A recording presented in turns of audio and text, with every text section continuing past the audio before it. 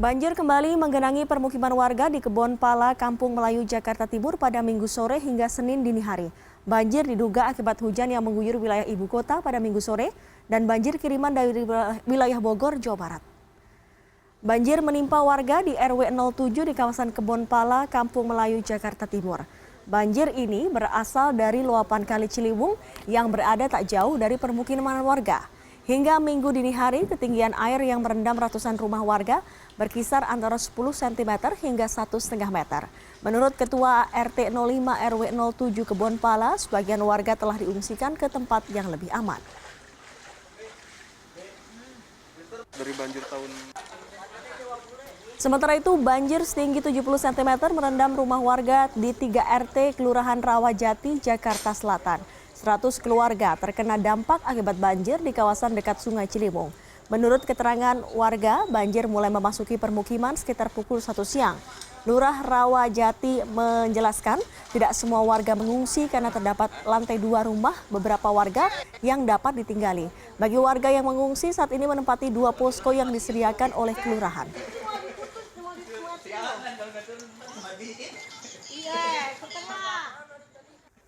Sudah ada produser lapangan CNN Indonesia Irin Wardani di Pejaten Timur, Jakarta Selatan. Halo Irin, kita tahu bahwa sejak Minggu siang Pejaten Selatan ini direndam banjir. Bagaimana dengan pagi hari ini? Saya lihat di belakang Anda masih ada sedikit genangan air di sana.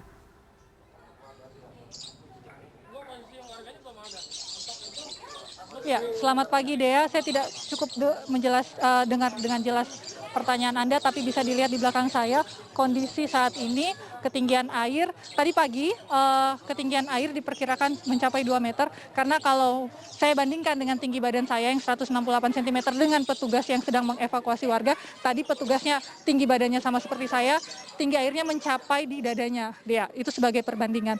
Dan semakin ke ujung ke sana, rumah yang rata-rata berada di ada sampai 2 tingkat itu, tingkat pertamanya sudah ditutupi oleh air, sudah terendam dengan air. Pagi tadi hingga pukul 8 pagi tadi ada sekitar 13 kakak yang sudah berhasil dievakuasi atau sekitar 40 jiwa orang yang berhasil dievakuasi, yang sebagian besar adalah balita dan lansia. Namun Dea, sebagai catatan dari perjalanan saya dari ujung jalan hingga ke lokasi banjir tadi ini tidak ada tempat pengungsian. Memang diberitakan ada salah satu masjid atau tempat ibadah yang dipersiapkan untuk sebagai tempat pengungsian, tapi ketika kami melewatinya masjid tersebut tertutup, dan menurut informasi yang beredar di warga sendiri karena pandemi maka masjid tersebut tidak dipersiapkan atau dilarang atau tertutup untuk dijadikan tempat pengungsian.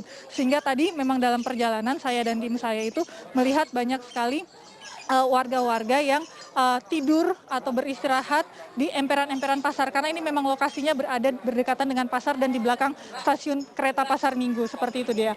Nah, kesulitan dari petugas sendiri yang mengevakuasi adalah petugas pemadam kebakaran sektor 9 sendiri.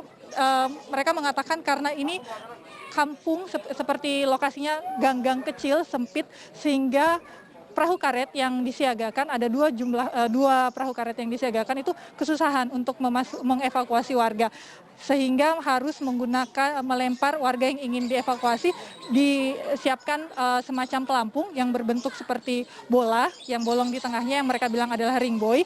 Itu kemudian warga akan menggunakan pelampung itu menerjang banjir dan menuju ke perahu karet dan kemudian diungsikan di tempat saya berada sekarang ini. Seperti itu dia. Nah, juga tidak terlihat ada dapur umum karena sebenarnya dari pagi tadi, nah ini dia bisa dilihat petugas kemudian akan melakukan evakuasi. Petugas, jadi proses evakuasinya sendiri adalah sesuai permintaan warga. Jadi karena memang sebagai catatan dia, lokasi ini sering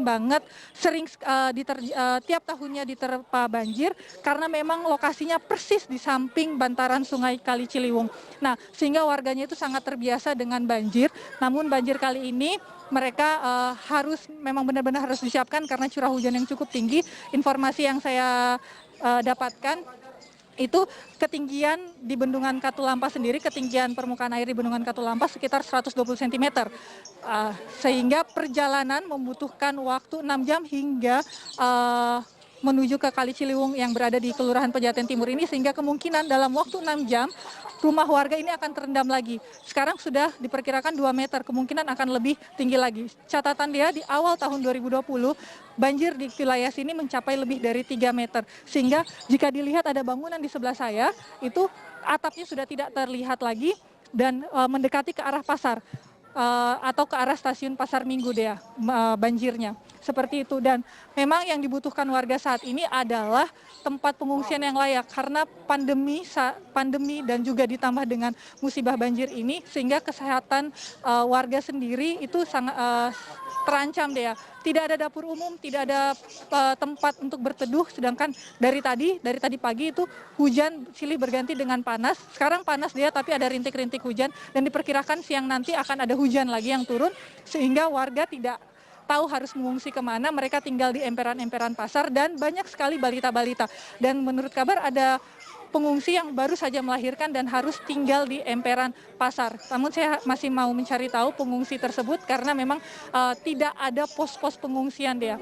Rata-rata memang warga kemudian tinggal menumpang di rumah saudaranya atau kerabatnya atau tetangganya yang tidak terkena banjir. Tapi kondisi seperti ini bisa diperkirakan akan jauh lebih parah lagi dengan mengingat curah hujan yang cukup tinggi siang nanti atau beberapa hari ke depan. Dea.